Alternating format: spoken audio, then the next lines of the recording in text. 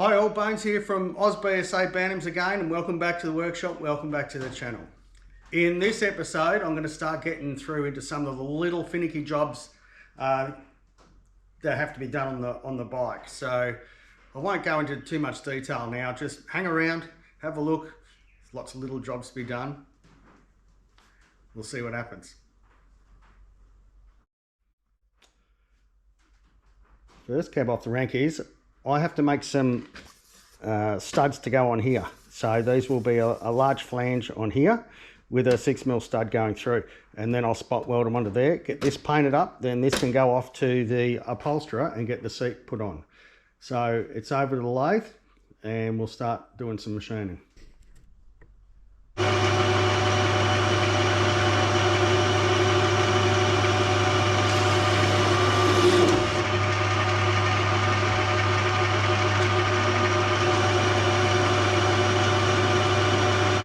Probably pretty difficult to see, but anyway, we're just parting this off now.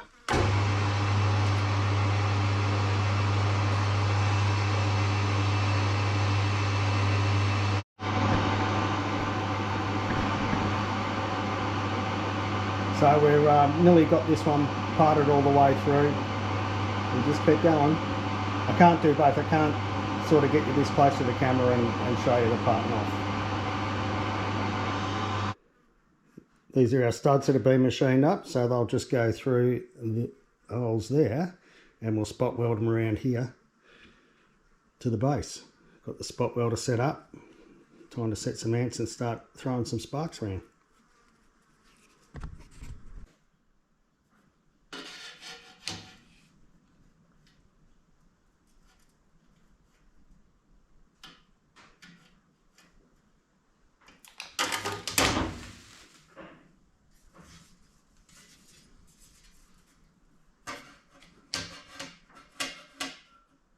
Now I've got to be careful, I can't hit the stud against the bottom electrode, otherwise it starts arcing away the threads, or it will. I had a little bit of a touch on that one, but it's not bad. So just being careful about where I position it.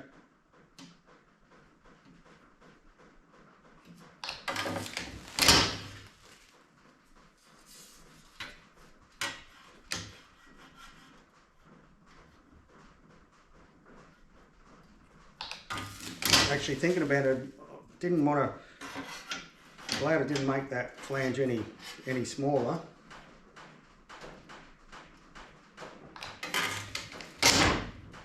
Right, that's a couple of them spot welded in. Very happy, it's going good. I'll give that a little light lineage off because of the just a little bit of the sort of arc thing that they've raised.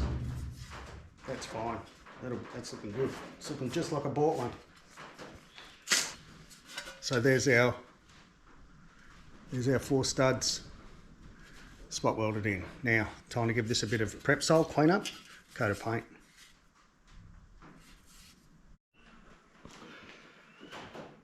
So our seat base is out there drying. We'll just go over a coat of paint, and our next little job is a chain guard, but not the chain guard that you think. So if you're, this piece of tape here is representing the actual run of the chain. Now under the regulations, you have to have a cover to prevent your foot going in there and running down between the chain and the sprocket in the event of a crash. So I'm going to show you what I can't do and why I think I can't do it, and that's over on the frame on the bike. So we'll head over there in a sec and I'll just show you. Yes, this might be a little bit challenging to pick up. I'm trying to see it through the camera, bugger. Maybe if I go this way. Right, now see how that dog leg's like that. So this has got a standard sprocket on it at the moment, and we're obviously going to have a bigger one that's going to come down here. So to have something, this line right here, which is the line of where your axle sits and everything like that, it comes out into nothingness here because this is bent out and around like that. So my thinking was, and I'll go back and show you in a minute, to try and get the camera in there. You might be able to see it all right like that. It's a bit dark, my apologies, but it's about the best I can do. But you can see the actual bend in the, I'll try and tuck it in around there. You go, there you go. You can see the actual bend in the swing arm. So to sort of attach anything to it, it's going to come out at an angle and just look all wrong. And the other thing too is that once you start adjusting the chain, you're going to have it bigger. If you're going to have it bigger, you're going to have more material. You're going to have more material. It's going to be heavier. So what I'm opting for, and I'll take it back now, is to do this.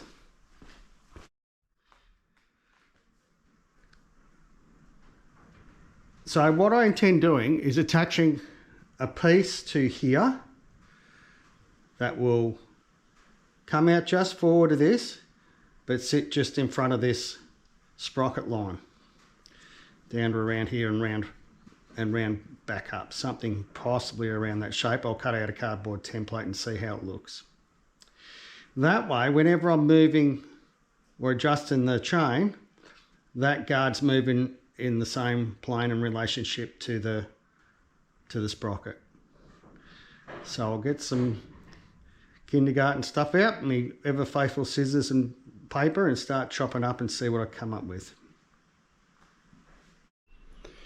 So we've come up with a plan. That's the center line. Sorry, that's not the center line. That's the inside pitch circle diameter of that of the sprocket. This is the angle of that in relation to the center of the axle, which is center of everything. Dotted line here is the outside pitch circle diameter of the sprocket teeth. So it gives me, so you've got a chain, well that's the actual peak of it, so the chain will sit mostly inside that. So we've just got to play with a few angles and planes and we'll be able to cut a template out, but we're well on the way.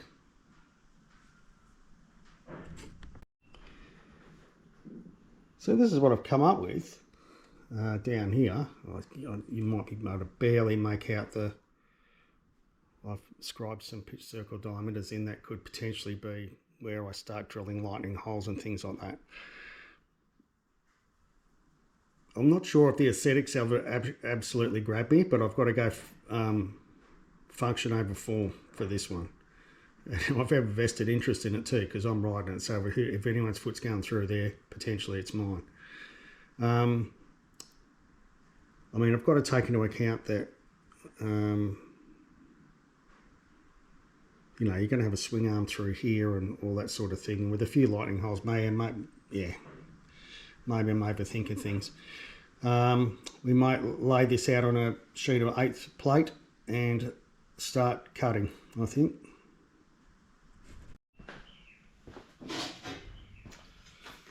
So I've got all the pilot holes drilled from lightning holes within it. Obviously that's the profile that I'm going to do. So time to start drilling some 3/8 holes.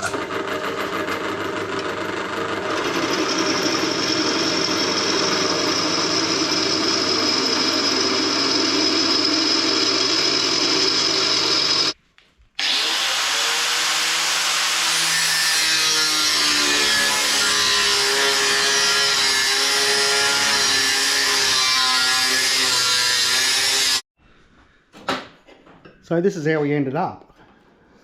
Now, if you think all those holes in there are actually just randomly done, they're not. I measured them out on different pitch circle diameters and evenly spaced them. It still looks as random as buggery though, doesn't it? There's no sequence to it whatsoever, but anyway, I had a go at it. So we are going to be welding our plate in somewhere around there. And as you can see, that will, I'll just lay it there. You can see the chain run will be well and truly inside the actual leading edge of the plate. So your chain run will be coming somewhere out here. This edge here I'll marry up to that, so this sticks out a bit further, so if your foot was to hit it, there's just no way it can go and run in there. Am I happy with it? Yeah, I think I am. Yeah, I'm happy to put it on the bike. Probably made a mistake drilling that hole. And I may fill it and dress it off yet, but I'll just wait and see. But the other thing is, this is hidden behind the swing arm. So maybe I'm getting a little bit too pedantic about things, but anyway, we'll get that welded on tomorrow and keep progressing. I'm trying to think what else. I've got plenty to do. I've got a list up. We'll see what happens.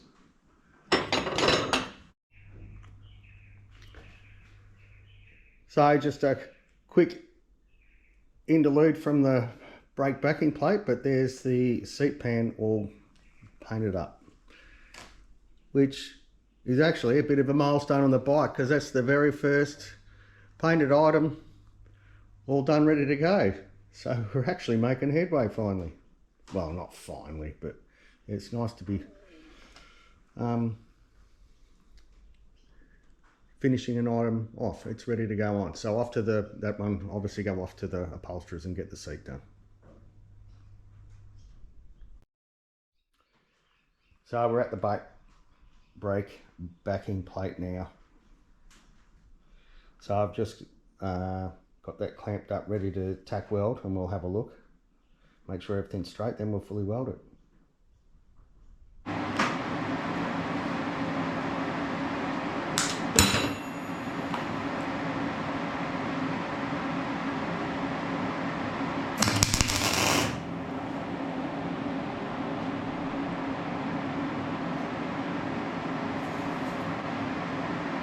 So it didn't have enough gas coming through.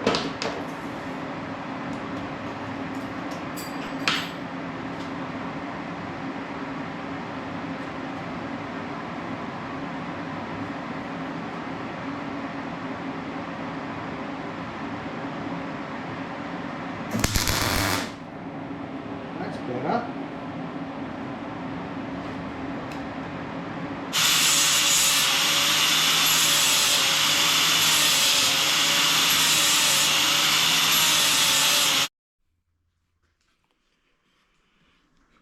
That's what we ended up with. So I'm pretty happy with that. I've obviously flattened the weld off this side. I've left the bead on that side. This will have to all get, obviously the brake shoes will come out, the brake cam, this will all be blasted and painted and all that sort of thing. But yeah, I was actually surprised after drilling all those holes in it how light this bit actually was. So it's all come out well. I'm pretty happy. Right, next jobby, we'll have to go and have a look at the list.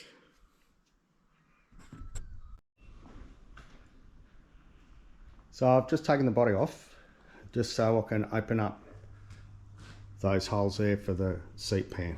I'll just drop it on. I'm trying to do this one-handed and film at the same time.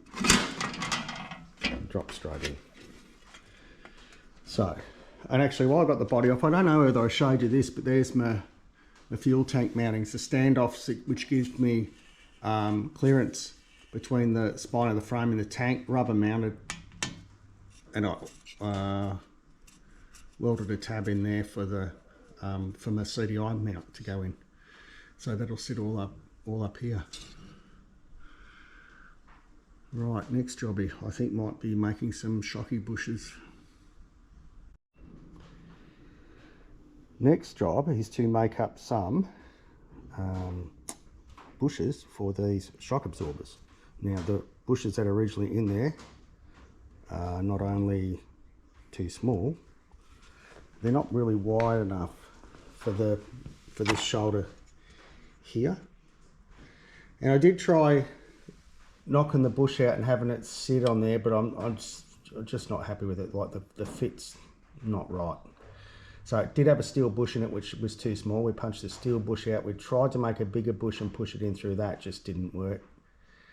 So we're going to machine up some nylon ones, and I'll machine them as like a top hat, so that they'll be shouldered either side, and then have a little bit of overhang, so they'll, when that big nut, the big washer and nut that I made goes on, we'll clamp it all up, so that'll centralise my shock absorber and stop any lateral movement as well. But we'll get into that and get that done. Pretty straightforward job. So we've got our first two done. You can see that how grubby that one is. Trying to probably clean my hands, to be honest, when I'm handling nylon. But I'll sit you up here and we'll see if we can get you a bit of footage while I'm spinning it. Oh, it's always good fun machining nylon because it's as soft as butter. So over in here we have a super sharp high-speed steel tool. Obviously, you know, no point using carbide on this. So that's like pretty big rake angles on that tool bit just to really shear it off. But we'll start machining and have a look. Just drilled a hole up the middle, parted it off. I'm about to put it back in and face it off.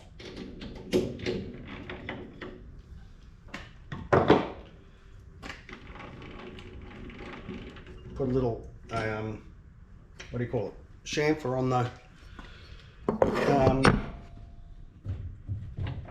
inside of the hole, which will be pretty easy. Just put the turning facing tool back in, set it, face it and measure it. I need more.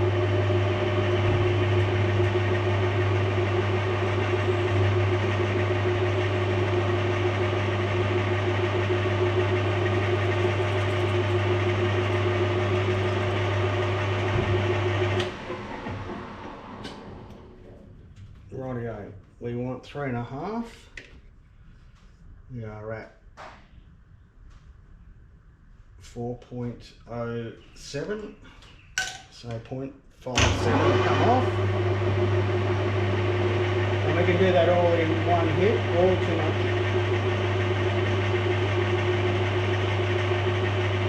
Right, here we go.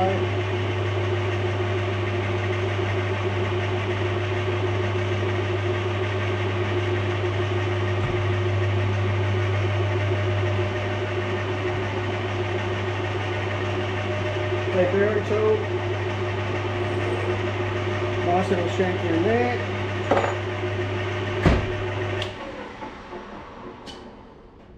and we have I'm 0.01 of a mil out. I think that's fine.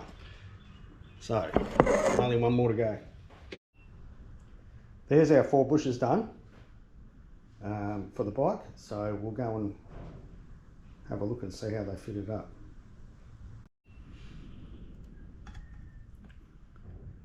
I hope you can see that without, I hope it's not out of focus. We're all set up. So we've got our 2 shouldered top hat bushes facing each other. This is the hardware I made. You might have seen that or remember that from a few episodes ago. So this has worked out really well. I'm very happy. Only little minor issue maybe was the inside diameter of the bushes was a fraction tight. Once I pushed it in, it just crushed that little bit. It was just a bit, I wanted this to be a sliding fit onto that stub coming out of the swing arm. So I just had to relieve it a bit on the inside, and that's worked out really well. So I'm pretty happy.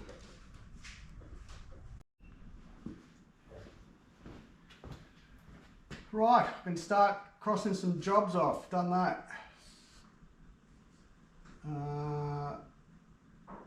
I'll do that next.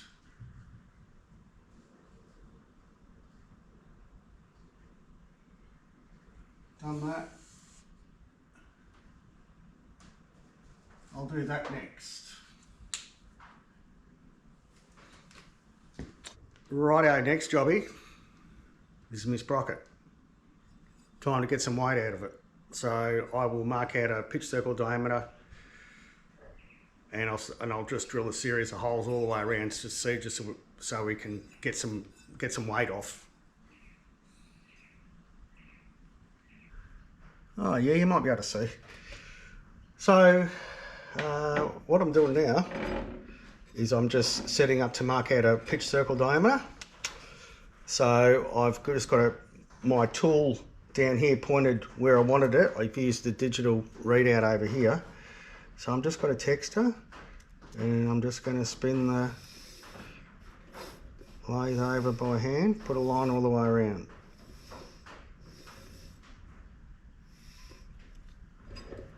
And there it is. So that's my pitch circle diameter. So I can start marking out from that. And I shall calculate out what sort of size hole I think I will need. Okay. What I'm going to do now is start marking out.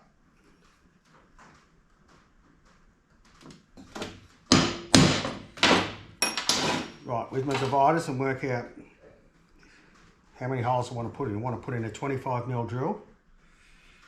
That's, you know, integrity wise, that's about as big as I really want to go. And I will see how it looks with a 50mm spacing. See how, well, it depends on how I end up when I get all the way back around, but we'll have a go, we'll have a play, and we'll see what we come up with.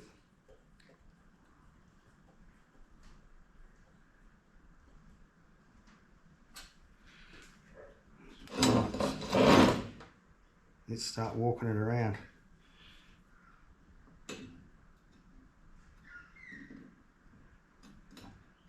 Right, so I'm going to add a tiny bit to that, and we'll see how we go. So what effectively I'm doing is trying to get it evenly spaced. So in my head, like I'm counting, we'll say 1, 2, 3, 4, 5, 6, 7, 8, 9, 10, 11, and I've overshot, you'd barely be able to see it, the centre pop mark. So that's 11 spacings. So what I need to do is reduce, and that's pretty close to, so I need to come back by about 0.5 millimetre on my dividers. Walk it around again and see how close I get. So 1, 2, 3, 4, 5, 6, 7, 8, 9, 10, 11, and we are spot on. So those dividers are now evenly spaced. Now I'm going to go and actually scribe the lines all the way around. Pop rivet, center punch, and then pilot drill them and drill the big hole. So I'll mark this out, we'll keep going.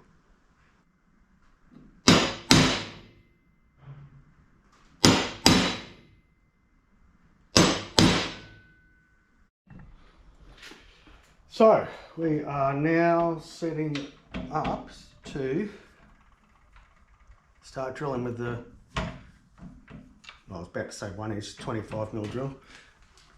So what I'll do is I'll just spot and just see which side of the hole it's cutting, and then I can move the table. That's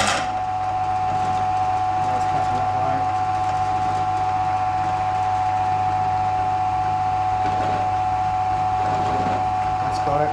So it's got an even cut all the way around. I'll lock the table up and I'll start drilling through. I'll do that for each one.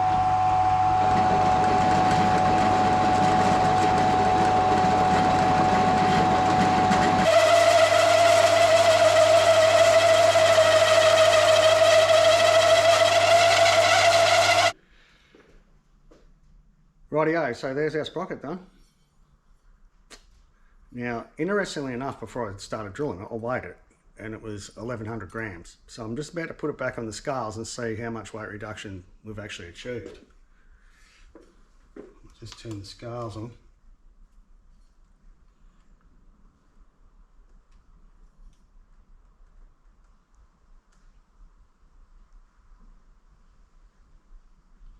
So 850, so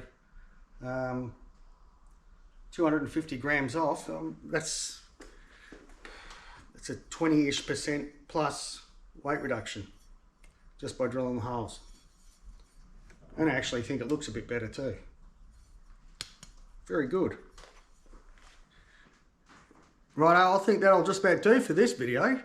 So still plenty more jobs to go, so there's plenty more footage to come in the next episode. So I really hope you've enjoyed this episode about all the little jobbies we've still got to do and what it takes and everything like that. So if you've enjoyed it, please hit like or subscribe. Really appreciate it if you would. So from Bones at BSA Bantams until next time, which I don't think will be that far away, I'll see you later.